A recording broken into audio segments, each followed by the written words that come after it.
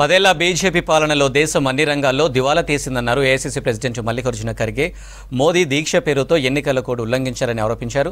మోదీకి నిజంగా దేవునిపై భక్తి ఉంటే ఇంట్లో కూడా దీక్ష చేయొచ్చన్నారు. ఈశాన్య రాష్ట్రాల్లో వరద బాధితులకు కాంగ్రెస్ శ్రేణులు అండగా ఉండాలన్నారు. ముంపు ప్రాంతాల ప్రజలు సురక్షిత ప్రాంతాలకు తరలించాలని పిలుపునిచ్చారు కాంగ్రెస్ అగ్రనేత రాహుల్ గాంధీ.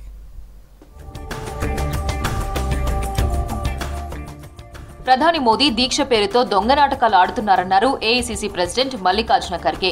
నిజంగా దేవుడిపై భక్తి ఉంటే ఇంట్లో ధ్యానం చేసుకోవాలన్నారు. ఎన్నికల కోడ్ అమల్లో ఉన్నప్పటికీ ప్రజల దృష్టిని మరల్చే ప్రయత్నం చేస్తున్నాడని విమర్శించారు. మతాన్ని రాజకీయాల్లోకి తీసుకురావడం మంచి పద్ధతి కాదన్నారు. జూన్ 4 తర్వాత ఇండియా కూటమి అధికారంలోకి వస్తుందని ధీమా వ్యక్తం చేశారు ఖర్గే. धर्म के भावनाओं को चुनाव से वोट से जोड़ना ये गलत है, ये नहीं करना, ये सब पहले बोले हैं भाषण में। लेकिन आज कन्याकुमारी में जाके बैठ के ये जो करने का नाटक कर रहे हैं, इससे कोड ऑफ कंडक्ट एक तरफ है और एक तरफ आप ध्यान करने के लिए विवेकानंद रॉक में जाके बैठने का जो दिखावा कर रहे हैं। अगर आपको भगवान के इसमें श्रद्धा है तो घर में बैठ के करो ना, वहाँ पर तो आपको नहीं लगेगा। हमको लगता है कि गठबंधन की सरकार आ जाएगी. మణిపూర్లో భారీ వర్షాలతో మృతి చెందిన వారి కుటుంబాలకు ప్రగాఢ సానుభూతి తెలిపారు కాంగ్రెస్ అగ్రనేత రాహుల్ గాంధీ. ఈశాన్య రాష్ట్రాల్లో వరదలతో నష్టపోయిన ప్రజలకు కేంద్ర ప్రభుత్వం నష్టపరిహారం అందించాలన్నారు. వరద ప్రభావిత ప్రాంతాల్లో బాధితులకు కాంగ్రెస్ శ్రేణులు అండగా ఉండాలని పిలుపునిచ్చారు రాహుల్.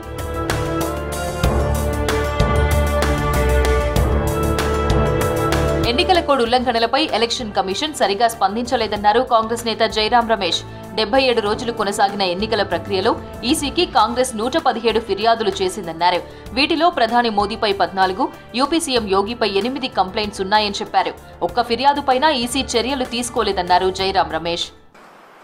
77 दिनों में चुनाव आयोग को 117 शिकायतें, इस 117 शिकायतों में 14 शिकायत सिर्फ निवर्तमान प्रधानमंत्री के खिलाफ है, 8 शिकायतें उत्तर प्रदेश के मुख्यमंत्री के खिलाफ हैं।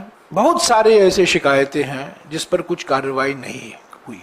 निवर्तमान प्रधानमंत्री के खिलाफ, निवर्तमान गृहमंत्री के खिलाफ, उत्तर प्रदेश के मुख्यमंत्री के खिलाफ कोई कार्रवाई, कोई नोटिस नहीं दी गई. దేశంలో ప్రజాస్వామ్యాన్ని రక్షించడమే ధ్యేయంగా ఎన్నికల ప్రచారం చేశామన్నారు కాంగ్రెస్ నేత పవన్ ఖేరా. బీజేపీ 400 సీట్లు కావాలని ప్రచారం చేయడంతో వారి దురుద్దేశం ప్రజలకు ముందే తెలిసిందన్నారు. 10 ఏళ్లుగా మోదీ కొంతమంది బడా వ్యాపారుల కోసమే పనిచేశారన్నారు పవన్ ఖేరా.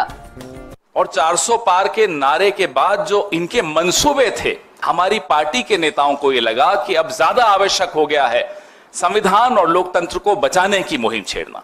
और वो मुहिम हमारे नेताओं ने, हमारी पार्टी ने बहुत जिम्मेदारी से, बहुत बखूबी निभाई, बहुत अच्छी तरह वो मुहिम छेड़ी।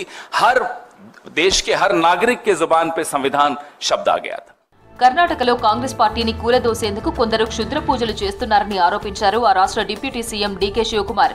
ఎవరెన్ని కుట్రలు చేసినా ప్రజలు తమతోనే ఉన్నారని చెప్పారు. ప్రజా ఆశీర్వాదం ఉన్నంత వరకు కాంగ్రెస్ ప్రభుత్వానికి ఎలాంటి ఇబ్బంది ఉండదన్నారు డీకే శివకుమార్.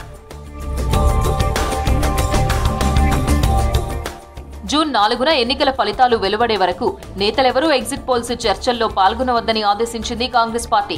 ప్రజల ఓట్లు ఈవీఎంలలో నిక్షిప్తమయ్యాయని, ఈ సమయంలో కొన్ని ఛానళ్లు టీఆర్పీ కోసం చేసే హడావిడిలో పాల్గొనాల్సిన అవసరం లేదని తేల్చి చెప్పింది.